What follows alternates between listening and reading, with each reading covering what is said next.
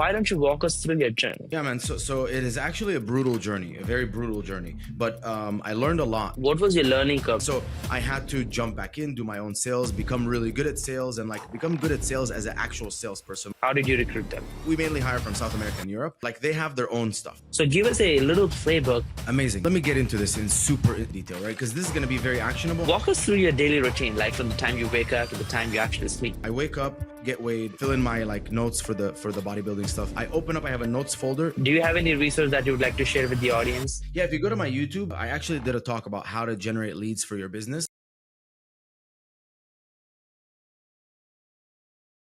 What's going on? What's going on? Everybody's actually jumping on this podcast right now. First of all, guys, welcome back to another episode of the Nikhil Sai Show, which is hosted by me, the Nikhil Sai. And guess what's going on today? I'm back with another amazing guest. This time, it's going to be a very interesting journey. I'm bringing someone who is absolutely beast when it comes to acquiring great talent, running and scaling operations, and scaling e-commerce businesses and whatnot. Every agency's worst nightmare is spending money on ads and not getting a return. So the founder I'm bringing on today, he has built a successful agency without spending a lot on advertising by attracting clients through personal branding. So if you are an agency and you're worried about how AI is going to disrupt you, this podcast can be a game changer. Okay. And we are talking about somebody who went from a chemical engineer to building multi-7-figure Amazon seller. Okay.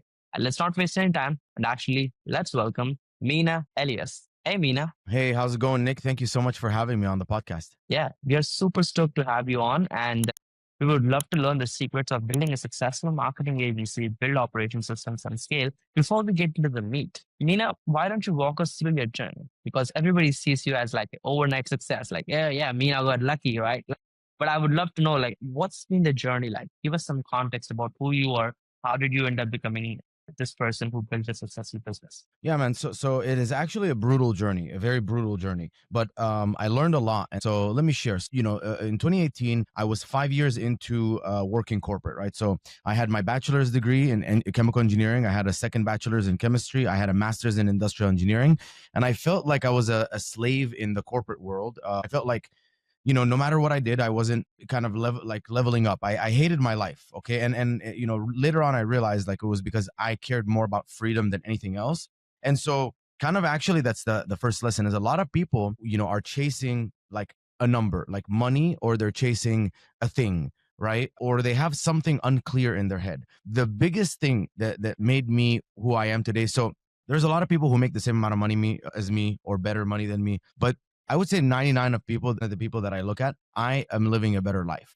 And the reason that happened was because when I started the journey, I sat down and I wrote exactly as if I was making a movie, right? And I said, this is what my life looks like, right? Not what I'm doing, not the job, not, maybe how I worked, right? But it's this is where I live. This is how it's warm. This is how I spend my days. This is how I start my mornings. This is how I train. I have a personal trainer. I have a chef. I do this. I go that. I travel here. And I painted this life. So instead of working to make 1 million and 2 and 3 and 5 and 10 and 20, which is okay, cool. I have a friend, right? A very close friend. Last year, he took 3 million net profit in dollars. And he's looking at me and he's like, dude, how do you do this? How do you do that? He's not really living a life because he's just been optimizing for money, right? Making money. But he hasn't really been optimizing for life. So that's the kind of the first thing is I wrote down. That's deep. What's the life that I want? And I started working towards that, which means, if you want a life that's X, Y, and Z, if you want a life where, you're impacting people, right? Or something like that, you need to work towards that. So don't go and build a business that is more, maybe money driven, maybe do something that is more value driven, that impacts people and makes you some money. Maybe you're going to make a little bit less money, but at the end of the day, you're looking at the whole life and you're optimizing for that. So anyways, I hated my life. So I drew up my dream life and then I'm like, okay, I want to start a business. And I was an MMA fighter since 2003, 5 years into that. And I was on keto. So I needed electrolytes. Everything on the market had sugar in it. And I was like, well, let me just make one without sugar. So I made an electrolyte powder that didn't have any sugar. It was the highest concentration of electrolytes on the market. So sodium, potassium, magnesium were the big 3 electrolytes. And I had a very high concentration of each, higher than anything on the market by a lot. And then looked at the clinical studies, all this stuff, using my degree. But and then I had taurine. Taurine actually allows the absorption of electrolytes as good as sugar, and most people, or most brands didn't know that. Most people didn't know that. So created that, and then I said I'm gonna do it at a very like economic price point. So because like I'm like I hate paying $30 for like sugar water basically. So Yeah. I'm gonna make it $20 and I'm gonna make it the best on the market. So I did that, and obviously I created the brand, and I didn't know anything about e-commerce, Amazon, whatever. I started going to gyms and stores, trying to get it into the gyms, into the stores. Was a complete failure, complete disaster. And it was until an event that I was at, and my friend was helping me out with that event. I was hosting that event. This was like 4 weeks after the idea, and September 14th, my dad gave me the idea to start the brand. September 1st, I made the first product at home. November 2nd, I went to that event and I was live with 40 units, sold 25 Mm. of them. And then we lied to everyone and said that it's going to be on Amazon soon. So that's what got me into how do I get this product on Amazon, was the rejection and me lying to everyone. Started researching, and this is where like the journey of like fail fast and fail forward started. So with MMA, one of the things that I learned was when I'm fighting, right, like the coach is going to teach me a move. Now, guaranteed 100%, when you do that move, you are going to do it wrong, and the person is going to get you, and you're going to get submitted and choked out or whatever, right? Most people in life are trying to avoid that, but the people that gain like faster, that succeed faster in MMA and in life, are the ones that are like, fuck it, I know I'm gonna get choked out, right, when I go for this shot, but I'm gonna go Mm-hmm. for it, because after I go for it, I know I'm gonna get choked out, I'm gonna learn and I'm gonna get better, and I'm gonna go for it again and again and again and again, until now I go for it and no one ever stops me because I've done it, so much. That's where I was like, I'm looking for information, but I was like, I'm just gonna take action, make the mistakes, learn from it, and unoptimize. And so, Love that. just to give you an example, like the first 100 units that I sent out to Amazon, 60 of them broke in like shipping, like not even shipping to the customer, pretty much. And the reason was I didn't even do any quality control or any inspection. And this comes from a guy. I built it like I was a chemical engineer. I built a hemostatic patch that's used in medicine. Like when you have a bleed or a cut, like from surgery, they put it in and it immediately coagulates the blood. It stops the bleeding and it dissolves. So like you don't even need to take it out. And obviously I'm used to doing so much quality control, and in my own business, I forgot that. So, I was making mistakes like that. But anyways, like I started like I went into the Facebook groups and I started absorbing everything. I was just asking questions every single day. People would give me advice. It would be good advice, bad advice. I would implement it. It would be either right or wrong. I would document it and move forward. And so I did that again and again and again. And so now fast forward. So this is November 2nd, 2018 was when I was in the MMA event. November 22nd, 2018, I went live on Amazon. And then, about a year later, so, or like, let's say 6 months later from that, I got fired. So April 30th, 2019, I got fired from my job. I think they've finally figured out that I was working on my business. So I was like, yo, fuck it. I'm just going to go all in. So I packed everything. I sold all my shit, packed everything in one car, parked it at church, right? Because it's the only place I could park for free, really, for like an extended period of time. And I flew to Egypt so I can live off of barely. I mean, I was paying $500 a month, and I was living like a king in Egypt, right? Because it's like the cost of living. My grandpa had died, like in March, so I was like, I'll just go stay with my grandma, keep her company, and I just put everything into the business. And so 8 months in, this was like August or September. By then, I started seeing beginners in the group asking questions. And I was like, I've made the mistake. I've fixed it. Like, I know the answer. And I just would start sharing my experience. And I Mm. started getting, pretty big in the group. And eventually I got invited by the owner of the group to do a live. And that kind of started my journey into like getting on podcasts and stuff like that and sharing. Mm. 2020. So now December 2019, I go back to America and I moved to Los Angeles. I was in Connecticut at the time. Connecticut sucked. So I'm like, let me go to Los Angeles. This is where like the dreams, the land of the dreams, whatever it's called. So I go to LA, and obviously COVID hits like, 2-3 months later, December to March, like, March, the whole city shuts down. So the city shuts down. And by then I had like already hosted 4 Amazon meetups, and like I'm networking, and I'm like, trying to learn everything that I can from people. Mm. Everything shuts down, and I'm like, okay, let me just get on podcasts and start sharing what I know with the world. I'm bored. We're sitting at home, and like, why not be famous, right? Maybe it was the Hollywood effect. So I started getting on one podcast a week, and 6 months later, And by the way, like around that time, like December of 2019, I was making $94,000 a month. So, when I started, I would say like when I got fired from my job, I was doing 20,000 a month revenue, 4,000 profit.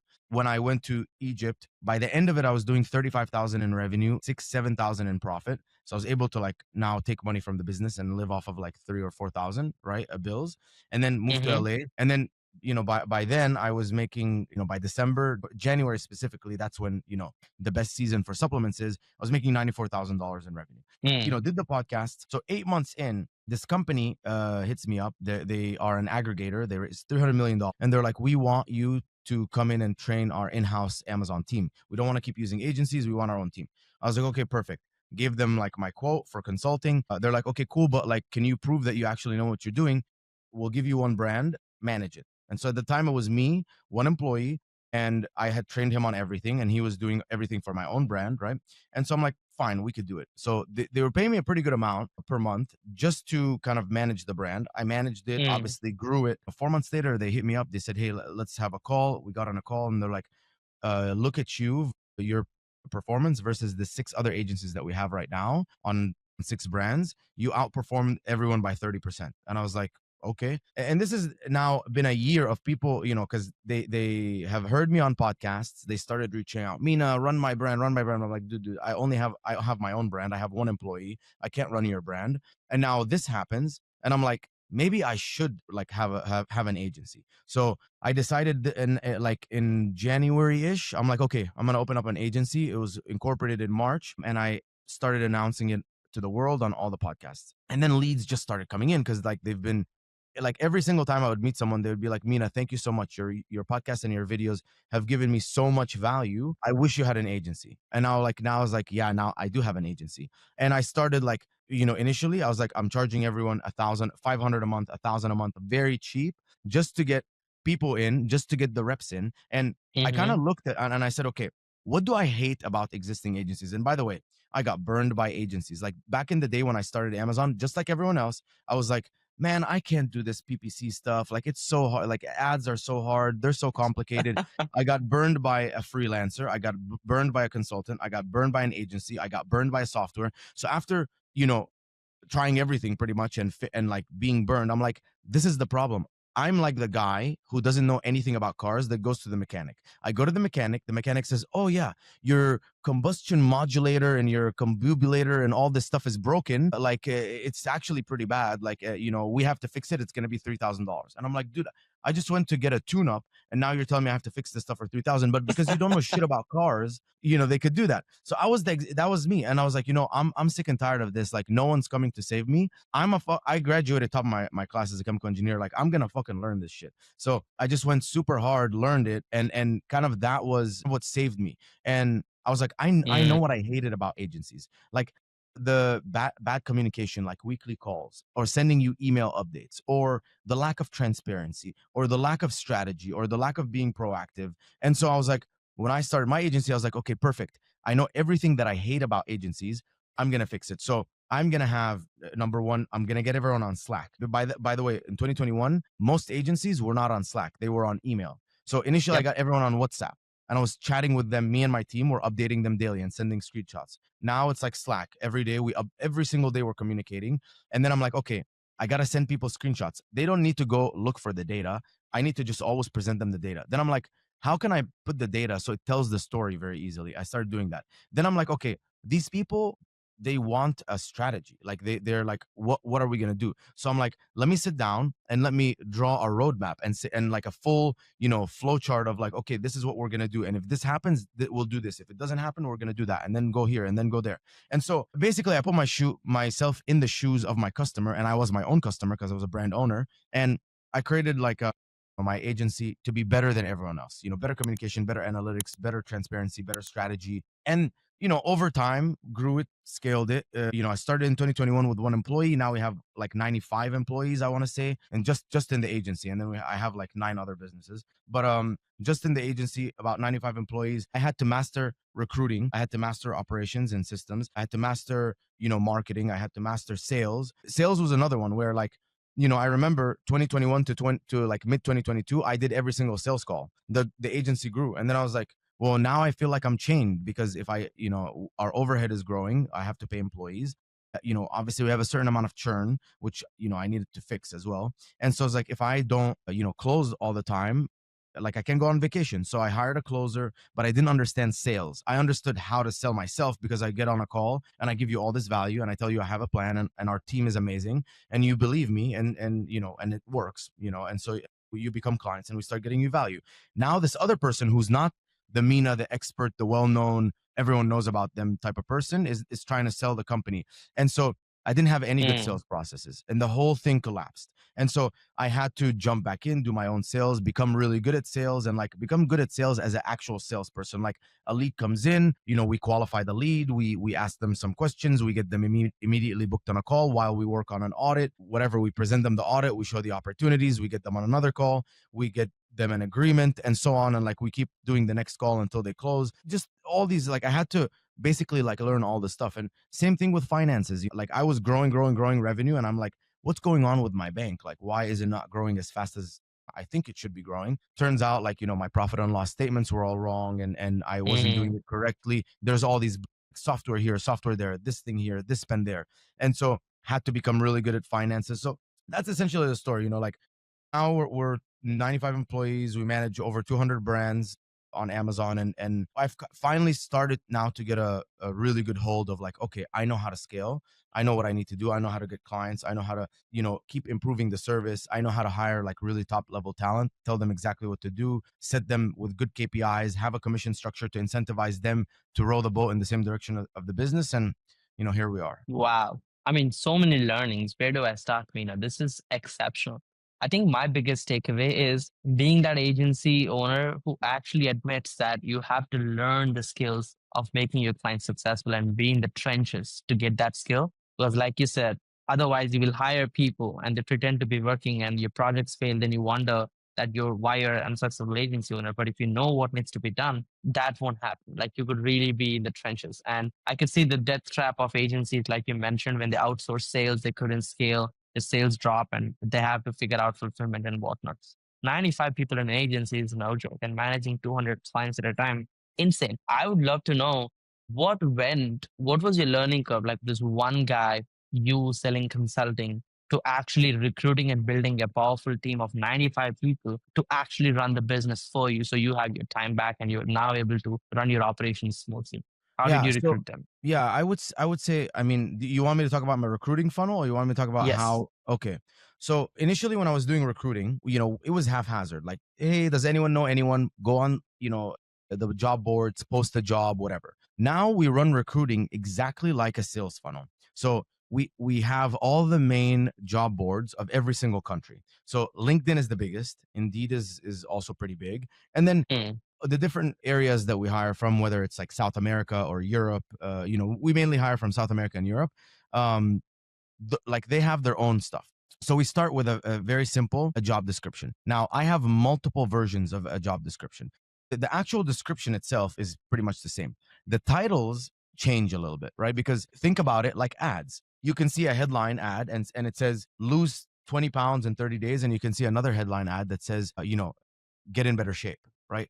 And you might be like, well, I get in better shape, but I actually want to do that. With jobs, it's the same. When I put Amazon PPC manager or Amazon PPC specialist or Amazon PPC account manager or Amazon advertising manager, they all attract mm, different people. And I don't know why, but it is what it is. So what I started doing is for every single role, we're doing multiple titles, all same description, and embedded in that the job description is a link, and it says to apply for this role, you have to click on this link and apply. Now, all of them lead into the same funnel. So you click on the link, it's a click up form, you fill it out, and you go to click up, and I have basically like a board. Think of it like a pipeline, a Kanban board. And there's the stages, new candidate. And then the thing that really made a massive difference in my hiring is we use something called the culture index. The culture index is a 91% accurate predictive personality survey. So basically, I'll give it to you, Nick. You'll fill it out. It keeps asking you to describe yourself, and you just keep clicking on words and it describes you. And then from there, you say, Mina, I'm done. I go look at it and I can tell you how driven and motivated and push and go and aggressive that you are, or passive, non confrontational, more relaxed. If you're extroverted and you can talk all the time or whatever, or you're introverted and you like to receive things in writing, you don't like to talk a lot. Are you impatient, like to move fast like me, or patient, methodical, step by step, like slow? Are you detailed and like you will take things to follow through, or do you lack detail? Are you very casual? So anyways, you'll fill it out and I will describe you. And I mean, we haven't worked together, and you'll be like, wow, this is 90% accurate. And that's exactly what it allowed us to do. So now when I get an applicant, let's say for an accounting role, and they're low detail, I know that when I put them in this role, they're not going to be good at details. They're going to miss numbers. They're going to make mistakes. And it's been super spot on. So I looked at my org chart. I had everyone take it. Wow. And then I'm like, oh my God, our finance manager, low drive, low detail. I'm like, and she's making all these mistakes all the time. She went out. We got a new one in. I looked at my team. My team was split in half, the account managers. Half were high drive, half were low drive. So every single person that was low drive, all they did was complain, and they were never proactive. They showed up to work. They opened up the accounts. They made some changes, and they didn't care. The other ones were all super competitive. They're always like, I found this new strategy. We're doing this. We're trying this, and all the clients loved them. And so I was like, wow, very clear pattern. We fired all the ones with low drive, replaced them with all people with high drive, high detail, impatient, move fast. Dude, Mm. our churn rate, like, it went from like 11, 12% down to 3%. You know what I mean? Not exaggerate. Like, Jeez, these are real numbers. Yeah. that's Our crazy. churn right now sits between 3 to 5%. It's very, very low. So anyways, all these people, they apply. It's a form. They fill out the ClickUp form. It automatically directs them to the culture index. They fill out the culture index, and then they will say, okay, thank you. We'll reach out to you. All goes into this pipeline. The pipeline stages are new candidate, and then it's like, resume, like culture index review, and then it's CV or resume review, whatever. So did they pass the culture index? Do they have a good resume? Cool. Initial HR interview, that's with our recruiter. They sit down, ask them some basic questions. What's your experience? What do you do here? What do you do there? How much money do you want? When can you start? All the basic stuff to qualify and see, is this a good candidate? If it's good, we then send them to the next stage, which is a technical interview. So our senior account manager gets on a call with them and starts asking them these very tactical questions. And if they do well, then they get placed on a final interview with my COO. Usually it's either me or her. And then we make a decision, hire them or not. And so that is how we manage recruiting. And it's exactly like sales. So two things. Number one, we're applying for Glassdoor awards. We're posting all this content, like, online and stuff like that, to show how we're an amazing agency, how we're doing cool shit, and how our team and stuff is great. On our careers page, we have pictures of our employees, videos of our employees, things like that, right? Again, it's marketing. I want to convince people that this is an amazing place to work at. Kind of convince. For example, I would never have to, if you loved basketball and you're an amazing basketball player, I would never have to convince you to play for the Lakers, right? That Like, is true. you're not Yeah, going I would you're already not have going the to the drive. careers page of the Lakers and you're saying, "Oh my god, like they offer benefits." It's like, dude, no. You want to play for the Lakers cuz they're winners. And so we started showing like, yo, we're winners. Like, we're winning. We're dominating, and then like that attracted people. They want to be part of a winning team. So we started doing that to market to employees. We started doing pretty much sales. So all the job boards, especially LinkedIn, we put up the job description and we start running paid ads to it. So, remember, multiple titles, multiple job descriptions, $10 a day. And whatever's bringing the best quality of candidates, we scale those ads, and the other ones, we, kind of scale them back down. And that's essentially how I've been able. Not only did I get so good at this process, I actually opened the second business for recruiting. We don't recruit all roles. We recruit one role only. It's called a life manager role. It's basically an executive assistant, personal assistant, and travel assistant, kind of all in one. Most business owners on my level don't have a proper executive assistant. They're like, what's the difference between her and a VA? I'm like, bro, my life manager comes over every day. She runs through the whole house, makes sure everything is stocked, makes sure bills are paid, makes sure, if the weekend is coming, like, there's drinks in the fridge for the guests. There's, waters. There's this, all these little things. Not only that, I'm about to travel. She comes, hey, these are the days that you're traveling. This is what you're gonna do. Here's all the outfits that you need. I laid them out for you. If you want to change anything, let me know. Let me pack your bags, dude. You're cruising. You're like living like a celebrity. And then on top of that, they're managing your calendar. They're managing your email. Most people don't have this role. So I literally had to create a company dedicated to placing that role, because I'm like, guys, you're my friends. We're supposed to be traveling, doing all this cool shit. You're fucking too busy because you're booking your own chiropractor, massage, physical therapy, finding a new gym. Like some people, like literally you're sitting there, dude, I want a new gym. I do this. I say, I want a new gym. And in 5 minutes, I get 20 different options in a spreadsheet with Yelp reviews and Reddit like reviews and all this stuff, and I can immediately make a decision. So anyways, that's kind of my recruiting process. I know I went a little bit on a Crazy, tangent. crazy. No, that was really, really helpful actually. If somebody is an agency owner, Mina, this would be like a golden playbook to build a successful agency, because if you understand the fundamental truth of an agency, it's nothing but people doing stuff. And Yes. most agencies fail because there's no people and there's no stuff done. And you have absolutely given a playbook about how to recruit the best talent. And thank you so much for getting so much in detail.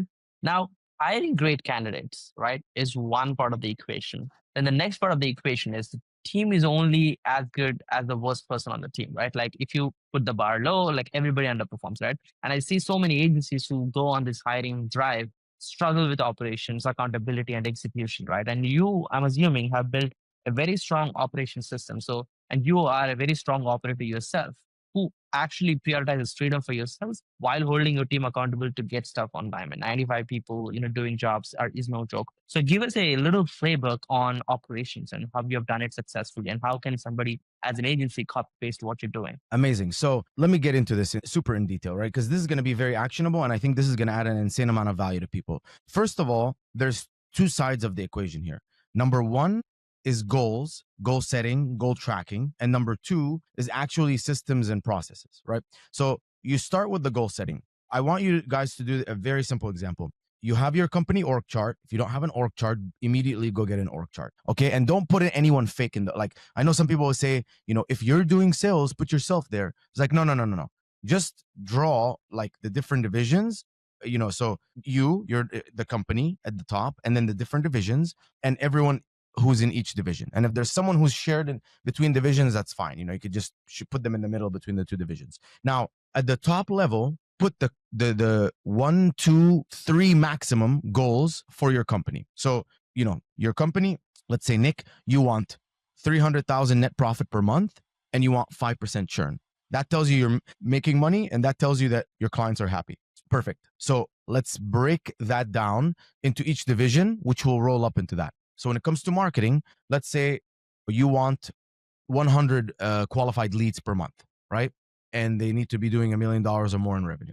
Perfect. You know what I mean? And if you're like, maybe if you're afraid of like being too dependent, let's say on Facebook ads, so maybe you have to say minimum, instead of doing 100 leads, so do like, whatever, 100 leads a month, minimum 2 sources. So if one source goes down, your company doesn't go down. Cool. Right? Now, number 2, you're like, let's move into sales. Sales, I want 100 booked calls per month. I want 25% close rate, and I want average order value $4,000. That's it.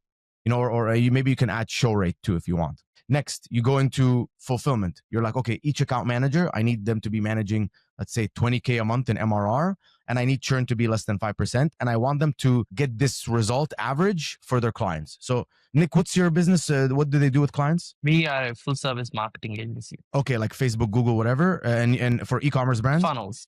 No, like we actually work with info, service-based businesses. Let's say in the info. B2B space. Okay, let's say info. So for info, you can say each, account manager needs to be managing, let's say 100K a month. Or no, when it comes to retainers, it's probably less. Let's say like 25K a month in info, in like revenue paid to you from info clients, 5% churn or less, and 50% year over year growth. Or like you can break it down to like 4% month over month growth, right? So if they were getting like K a month in this info course for this one client, next month they're getting 104K. You know what I mean? So you're tracking that they're growing the clients, they're retaining the clients, and they're managing enough clients. Perfect. Then you move on to, like, let's say finance, for example. You're like, okay, finance, I want it to be 95% lean, which means you've gone through all of the expenses and you have quantified this expense is necessary for the business. If I cut it, the business revenue will drop, right? And it will drop significantly compared to the expense, right? Accounts receivable, no more than 5%. So at any given moment, you look how much revenue needs to be collected versus how much total revenue. So let's say you're doing 100K a month in revenue, only 5 is outstanding. 5K is outstanding. So like there's 5K invoices that were due, in the last like a week or 2 weeks, whatever, that have not been paid. The other 95 has been paid. Mm. That's kind of that. And recruiting. So time to fill the role, I would say 30 days. And then the amount of people that pass the 90-day probation. So we have a 90-day probation, and at the 90-day probation, we have to make a very hard decision. Am I keeping you? Am I firing you? I could fire you earlier, but the KPIs need to be super clear. And so in that case, you're like, okay, the KPI here is 90% of candidates, people that we hire, pass the 90-day probation.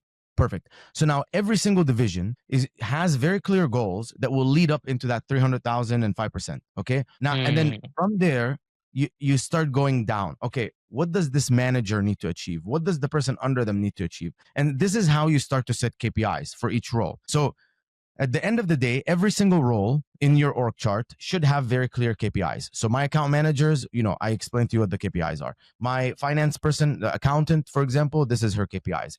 My marketing team, like the SEO writer, maybe the SEO's writer's KPI is to do this many, articles per month, and it needs to get this many keyword rankings and whatever, because that's going to lead up into the number of leads that I'm looking for. Perfect. So now I have KPIs. This is the biggest thing, because when you put a KPI in front of an employee, you're like, this is your goal. You need to hit that goal. And if it's the right people, the driven people, it's very clear. It's very black and white what they need to do. The next step from there is like, okay, cool. Let's start doing process maps for every single person, for every single division. So let's do something easy, sales. So with sales, you're like, okay, a lead comes in. Where do they come in? Well, they fill out a form on the website, or let's say it's Facebook ads. They fill out a direct form. So the lead comes in from here or here. Where do they show up?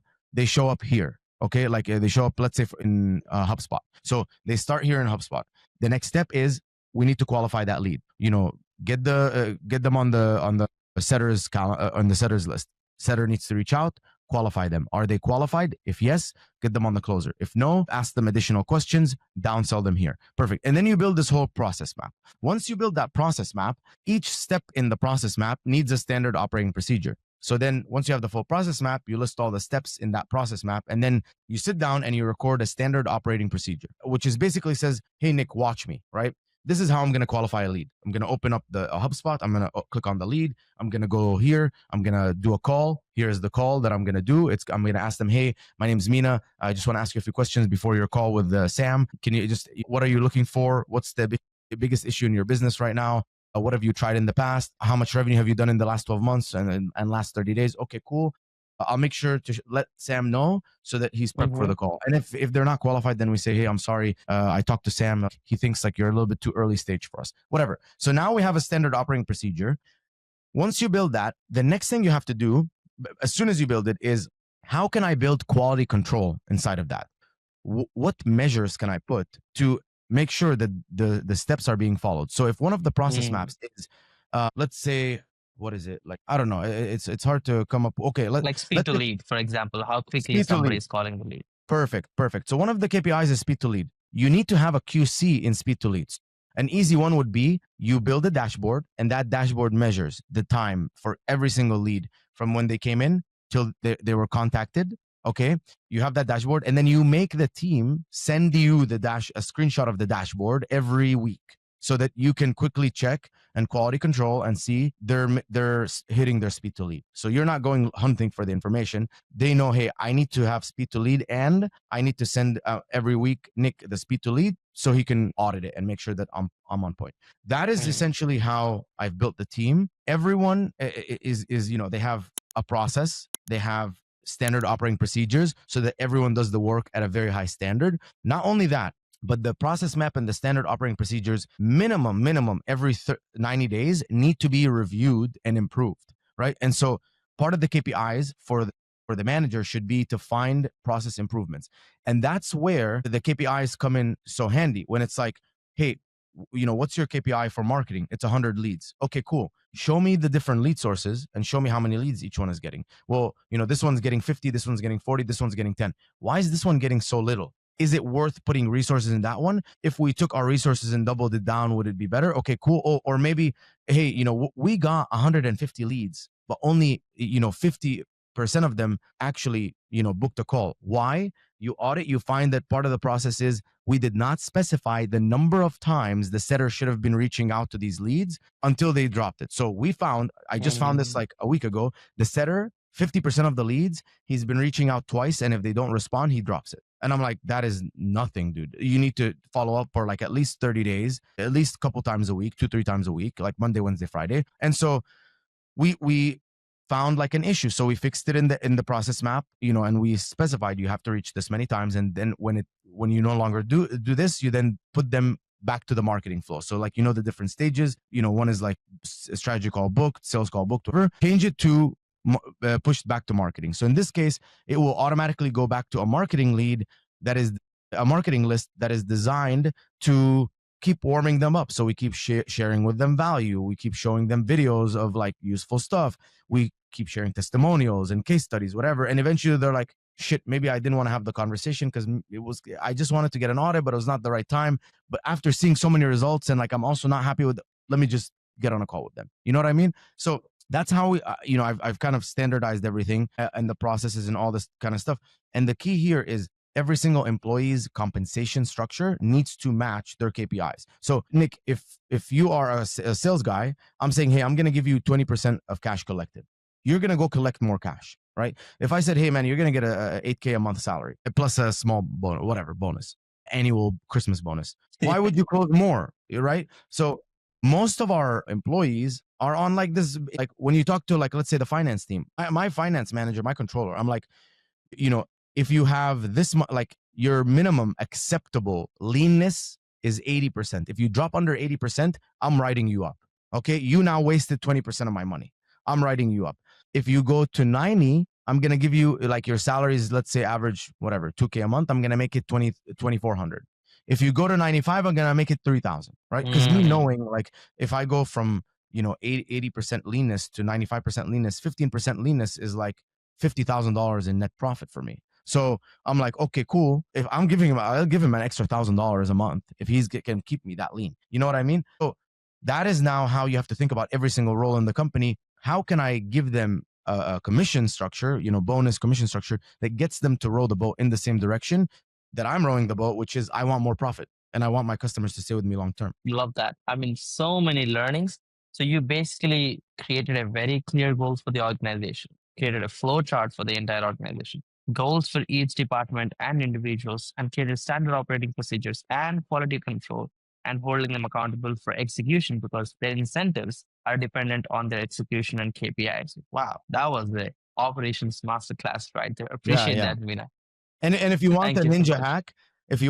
hack, go get Trainual. Build the process maps in Trainual. Build all the SOPs in Trainual. What's that again? Trainual? Can you spell it out? Trainual, Trainual, like training manual. Trainual. It's a software, whatever. I'm not affiliated. I don't care if you use them or not. Use anything you want. But the cool thing about Trainual is once I build these, like I call them knowledge books, right? So what I did was I got with my Amazon team, right? And I said, guys, I'm going to run an insane training, 30 minutes a day for 8 weeks. So 30 minutes a day, 4 days a week, 8 weeks, 32 classes. And I'm going to teach you every single thing that you need to know to master Amazon. That got put into like Trainual, into like, think of it as a course, an internal company course. And I assigned it to the team. You cannot move from video 1 to video 2, skip. You can't do anything. You have to watch the whole thing. And after every few videos or every kind of section, there's a test, and it's not that easy. It's a pretty difficult test. And at the end of the whole course, there's a master like final exam. I call it the trivium bar. It's like the lawyer's bar. It's the trivium bar. You need to pass this fucking intense test so that you can stay in the company, or else I'm going to help you. I'm going to give you more training. And if you're still not getting it, you're going to get replaced. You're going to get replaced. And I made them do it every 90 days. So every 90 days, they have to go through the training. And obviously, if you think about it, like Rufus just came up on Amazon. Cosmo came up on Amazon. Streaming TV ads came up on Amazon. So every single time something comes up, I'm mastering it, talking to experts, whatever, bringing experts and making a training. So now, like 1 year from now, it's not like my company, the people in the company 1 year ago, they were amazing. They knew all the stuff. 1 year later, 20 new things came out on Amazon. They don't know anything about it because I'm the one going to the conferences, talking to the other agency owners and experts and the brands that are doing, 50, 100 million on Amazon. I'm the one doing that. Mm. They're not. So how do I make sure that that knowledge passes and they stay sharp? Train you all. I love that. I mean, I see so many agency owners, even though when they hire great talent, they don't do the knowledge transfer right. And that's one of the reasons that the teammates fail because they don't know what the founder knows. But the founder, because he knew it, he believes that Yeah. the agency team knew it. But it's great how you have created process in holding people accountable to continue their learning journey. Now let's talk about the big blood part, the biggest question most agencies have, which is attracting clients. I mean, you're not the traditional agency who does a lot of paid ads or crazy amount of outbound. You're doing the opposite. You're doing inbound lead generation by building personal brand. You kind of talked about a bit by saying how you were bored and you started doing podcasts and whatnot. But if you have to look at the power, meaning like what's the 20% effort you're putting in to get you the 80% of the leads in your business, and you have to give a personal brand masterclass, what would that be like? Yeah, great question. So the short answer, right, which everyone's looking for, is YouTube and LinkedIn have been my biggest lead generators, right? Now, the Mm, long answer is let me get into the whole marketing, how my marketing works. First of all, it's content based marketing. It's all content marketing. So I am identifying what does my ICP want to know about? What are their questions? What are their pain points? Where are they consuming content? And I'm creating a bunch of content to answer all of this stuff. Let's say like they want to know how to optimize their ads. They want to know how to optimize their listings. They want to know how to do SEO. They want to know how to increase lifetime value on Amazon. They want to know how to capture their Amazon customer data. Blah blah. 100 different things. I am creating a lot of content around all of these things to basically, kind of like not educate, like I'm educating people. I'm giving them a ton of value and I'm telling them what they need to do. So I'm saying what they need to do, when they need to do it, and a little bit of how they need to do it, right? I'm not fully withholding. I'm just saying, I'm giving them like, I just gave you guys a bunch of stuff on how to do it, but the full, proper, like detailed execution, that's what we sell. So it's like, cool, Nick, I just gave you, how to hire a life manager, right? You're going to open up the ads, do all this stuff. Or you could just pay me money and I'll do it for you. And now because you know what needs to be done and you're having a conversation with yourself and saying, am I actually going to do this? Or maybe you do a little bit and you see a little bit of success and you're like, dude, this guy Mina knows what the fuck he's talking about. Let me go hire his team. So that's how I kind of structure my content. Now, I look at content in two ways. Number one, I need to be in front of people that don't know me. So fresh audience and with a good call to action and get them into my network of like content on all the channels. And then they'll eventually, after seeing me and getting enough value from me, they'll come to me. So where can I hit people that don't know me? YouTube. If I do SEO properly on YouTube and I put the right videos, some videos I get 90% of the people who watch the video, the views, they're not subscribers. Okay. LinkedIn, if you've ever seen a post that's like comment, strategy, and I'll give you my exact marketing strategy, after they put a bunch of value in the post. And it's like, strategy, like five. I mean, I just did one recently. I got 850 comments on it. jeez. I swear. Unlike fully organic, I didn't do anything. I mean, I didn't even know. I logged in and I looked. I did. I mean, I'm always getting like notifications, so I'm not even paying that much attention. My team manages Mm, it, but I looked and it was like, dude, this post is going crazy. Like 800, 900 comments. I can't even remember. Anyways, so LinkedIn is another one. Another one could be if you paid ads. So if you have a list of brands or list of agencies or a list of course creators, another one is podcasts. So if I know like these 10 podcasts are talking to my ICP, like for example, I did one on the D2C pod. The D2C pod was one of the best podcasts I did because they had my exact ICP. I got on there, I gave a ton of value, and it got exposed to a bunch of people that didn't know who I was. And then they're like, who's this mm. guy, Mina? They found me on YouTube. They started watching my content. They saw other podcasts of me. They're like, yo, we should hire this guy. So that's kind of the way that I approach strategy is go and pick where you want to go. Now, I'm a video guy. So doing this is very comfortable for me. Doing YouTube is very comfortable for me. My own podcast is very comfortable for me. So all I want to do is sit in front of a camera and explain all the things that I already know. And then I'm going to have my team take that. And if it needs to turn into, SEO blog content, we could do that. If it needs to turn into LinkedIn posts, we could do that. If it needs to get turned into Instagram posts, we could do that, right? Because they're syndicating, or they're not syndicating, but they're taking my one form of my content with a lot of thought leadership and turning it into all the different forms. And so Mm, we're always measuring, number one, from the like fresh audience, like people that don't know me, how much impressions are we getting on all of our content. So let's mm, measure YouTube. YouTube and the people who don't know me. Let's measure YouTube. Let's measure LinkedIn. Let's measure. We're not doing Facebook, but let's measure podcasts if it's possible. Even let's measure new emails that we're acquiring from like lead magnets. So like if a LinkedIn post does really well, you know what I mean. So we're measuring all of these different things, making sure that I'm getting fresh audience, and then the mid tier is making sure that I have this content that retains the audience across like omni channel, right?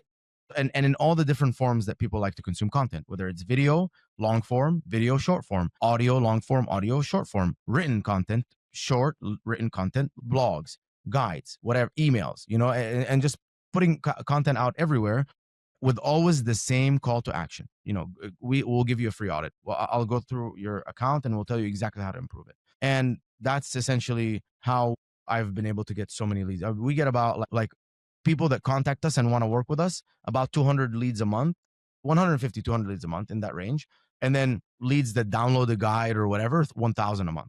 This is all inbound. Yeah, all inbound. Not a single dollar spent. And now I'm starting to do paid ads, but I'm not going to speak on paid ads because I haven't like achieved sure. anything meaningful with that. Walk us through the tools you're using on a daily basis to manage yourself, your clients, your productivity, your team, and everything. Tools. Okay. Number one, Slack. And by the way, Slack is super powerful, not only for communication, but if you use Slack correctly, it's good for separating all of your channels, having all these different conversations. The canvas is great because you can have multiple canvases and they're kind of like Word docs that get saved on your in this like Slack. So let's say I have a Slack with the marketing team. I can have like the Instagram strategy, the Facebook strategy, the LinkedIn strategy, the YouTube strategy, all like there.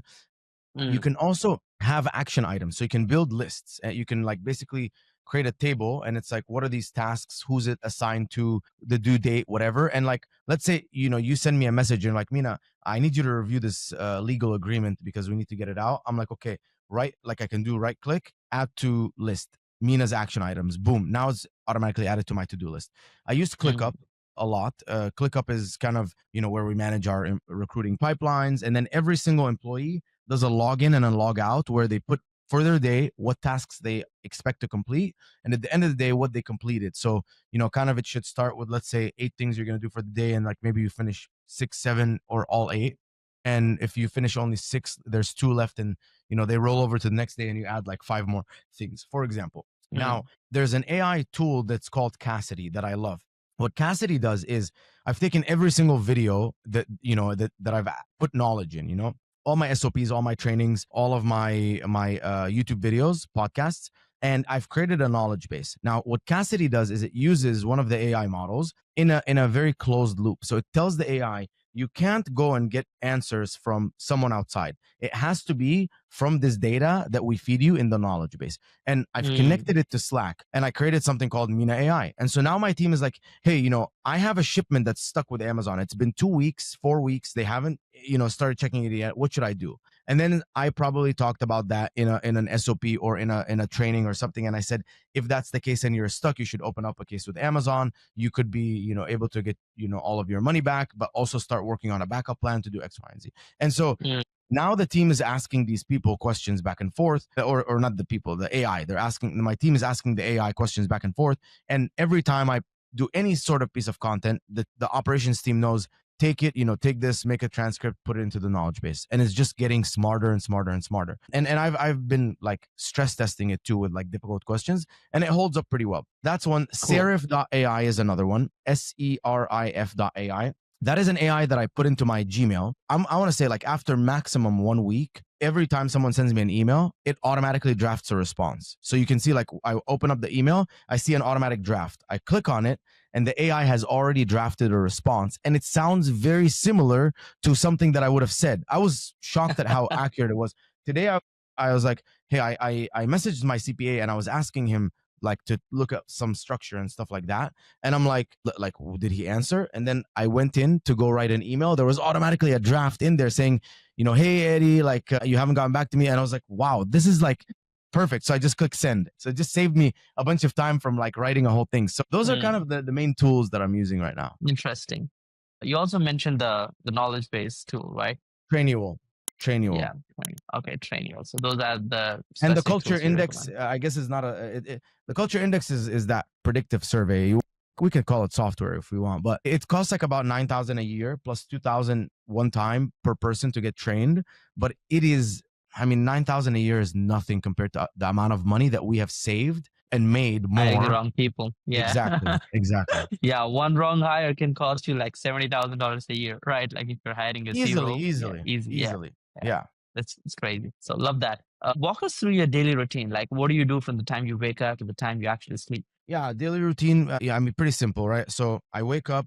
Like I'm on a bodybuilder diet, right? So I have to track my weight every single morning. So wake up, get weighed, fill in my like notes for the bodybuilding stuff. I open up. I have a notes folder. In that notes folder, have remember how we were talking about the dream life. So I have like my 12 months dream life built out in 12 categories, 10 or 12 categories: spiritual, health, family, business, skills, relationship, social, travel, environment, and one more. And so I read that because it's training my subconscious mind on what my life looks like by December. And it's insane because I do this in November, like I did this in, like, let's say November 2023, and then when I looked at it in November 2024, on every single category I've achieved at least 50%, and some categories 80, 90, 100%.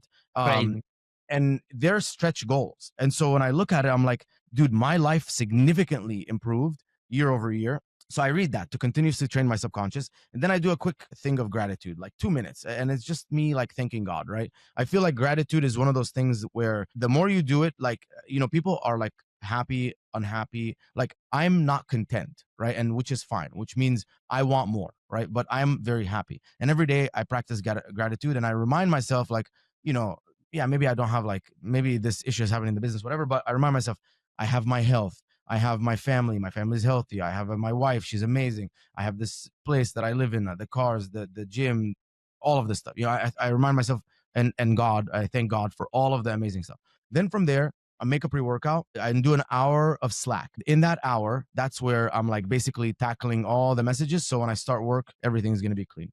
Then from there, hit the gym. I hit the gym. I come back. I start my day, and my day is usually like 30 minutes of Slack, maybe a 30-minute call, 30 minutes of Slack. And then inside of the day, there's at least two internal calls where I'm moving the needle on something. And so I do something like called Sunday business planning. So every Sunday I sit down and I say, okay, what do I need to do this week? Or what does the company need to do this week to move the needle? And so to move the needle in my agency, I need more leads, more closed deals, lower churn, and better A plus talent. So I'm like, what can I do to get more leads? And I tell the team, okay, hey, marketing team, I need you to build me a list of 1,000 brands. I'm going to add them as a custom audience in Facebook and start retargeting them with value content. I also need you to make sure that we increase the site speed. I also need you to make sure that we add, 2 new testimonials to our audit page, like, so it converts better, whatever, something like that. Then I'm like, okay, sales, what do we need to do? Let's make sure that we have a dashboard that automatically shows us all of the leads that came in that did not get hit at least 8 times or whatever, or 10 times, right? And by the setter, and make sure that we are getting on top of that. Let's improve our agreements. So like we take a few of these like wordy, kind of pieces of the agreement that scare people away. Like, hey, you're going to be charged 15% late fee, which I've never charged anyone a late fee, and everyone is fucking late. You know what I mean? Like, basically I'm listing all that stuff out, putting the name of each person who needs to do it. And then Mm. I put that on Sunday. And then every day I have at least 1 or 2 slots. So yesterday, the slot was scheduled to go with my executive assistant through every single bank transaction and validate that it was accurate, that it was not fraud, and that it is necessary for the business. And if it's not, take action by saying, hey, John, we got charged $600 for the software. Are all of our clients active on the software? Do we need it? What happens if we cancel this software? And if he's like, no, no, no, no, it's going to be a disaster, we're going to lose money, I'm like, okay, can we test pausing the software for 3 months? And then sometimes we pause and it never comes back because it was never really necessary. You know what I mean? I do that, do my calls. Then I'm usually done, whatever, 4 or 5, etc. And then I have my 5 to 9. So in the 5 to 9, I try to do like a couple of things. I have a second workout that I have to do. So I do MMA and I do regular lifting. Wow. It's either, yeah, it's either lifting and MMA or lifting and cardio. And then in my 5 to 9, I have other businesses that's not my main business that I tried to move the needle a little bit on one of those businesses. And I go in order of like which one has the highest likelihood of making me more money. And I do a little bit of education. So I try to like find a way to squeeze in just even if it's 30 minutes of an audiobook, podcast, whatever. Then by then it's like, 8 p.m., 8:30 p.m. I put the TV on and I just, usually pass out on the couch. Yeah, but that's my daily routine. Love that. I mean, such an incredible dream life for most entrepreneurs, who want to get there. That's so incredible. And what are the nine other businesses you have? I'm thinking about that. That's back in my mind. Like, how can somebody be running such a big scale business with 90 employees and still have eight other businesses that are actually running? Is this the entrepreneur itch you have to just start new businesses, or like how does that go? Well, yeah, I did that back in 2019, 2020, and it was a very bad idea. And so I said I'm never partnering with anyone again, and I'm never building multiple businesses. I'm going to focus on one. And then in 2025, I said, you know what? Let me go hard. Let me try it. But again, I need to make sure that my 9 to 5 is dedicated to my main business and it's growing. And then 5 to 9, I'm doing some other shit and potentially partnering with people. Now that I have really good skills and recruiting, Mm, I have two softwares, the companies. One is basically we took our internal tools in the company that we're using for account management and we made it into a software. So it used to be macros, now it became a software. That software we're basically like selling to people, right? At a very low mm, subscription, which is also lead flow for us. Now, I built a second software which companies, Amazon brands will put into their account and it will monitor the health of all of their products. If anything gets suppressed, taken down, whatever, it automatically sends them a notification with an SOP on how to handle it. And if they can't, there's a quick button that says, hey, hire Trivium to fix the problem for you. And it reminds them of how much money they've lost by being down. Like if it's a product doing $1,000 a day in revenue, hey, it's been 6 days, you've lost $6,000 in revenue and potentially more if you don't get it back up and because you're losing mm, momentum, let us fix it for you only for $500, something like whatever, $1,000, mm, something like that. So those are the software. Then I have an Amazon course. I partnered with another Amazon course to build the most comprehensive, the best, biggest Amazon course on the planet. And the reason is a lot of the leads that we get right now, a big part of them was unqualified. They want our help. I'm like, dude, first of all, some of them like they put the revenue range under 60,000 a year in revenue. So I'm like, there's nothing I can do to help you, at least nothing that you can afford. The only thing yeah. that I could do is give you the absolute best content on the planet and all the resources and all the stuff and a coaching and community and all this stuff. And so that's that one. Then I own two medical Mm, spas, two locations. And so second one just opened, third one is opening soon. And then I have the recruiting. So what is that? Trivium. And then there's the software course, med spa, and then there's the recruiting company for the HR for like the life managers, right? So we're doing the recruiting for life managers. Then I have two supplement brands, MMA Nutrition, another one that's a female one, and then Wonder Fat, which is the one that I just launched. It's a face and skin moisturizer. And then I have a financial like software where basically for like brands, so not sorry, for agencies right now, like you have to basically create a legal agreement, send it to the client, they sign it, then they pay. If you're going to use the payment method that's for in the agreement, first of all, sometimes it's hard to schedule different payment schedules. Like let's say they're going to start with package A today and package B like after 30 days. Sometimes it's hard to have like that, like you have to pay the whole agreement at once. Then they force you to use Stripe or QuickBooks, which their processing fees suck. So basically, we're creating the software to, as soon as like you're in the CRM, someone's ready to go, you add the services, when the start date, what the end date, what the amounts. It creates the agreement, embeds information, payment information. Do you want to pay with credit card? Do you want to pay with ACH? And then from there, it's a one step. It automatically sends it back to the software where you manage all of the billing, so you can see all of the customers and all of the active subscriptions. And it nice. also for every transaction, it shows a separate transaction in the bank statement, which maps to the QuickBooks invoice. Mm, Now everything like versus like you see in your bank, hey, Stripe just deposited $15,285, and you have to figure out who's the who money, paid? which Yeah. client, yeah, and what fees did they take, and all It's this a stuff. nightmare. Once again, Mina, thank you so much for jumping on. This has been incredible to get you on. And thank you so much for sharing your agency playbook. And guys, hopefully you enjoy, share this with your friends. And if you need some Amazon business help, connect with Mina. And do you have any resource that you would like to share with the audience, Mina? Yeah, if you go to my YouTube, I actually did a talk about how to generate leads for your business. There's only one video that's not about Amazon. Everything else is Amazon. There's one video I did a talk at Agency Founders. Check out that video. Okay. Thank you so much, Mina. Appreciate you. All right. Bye bye. Peace out.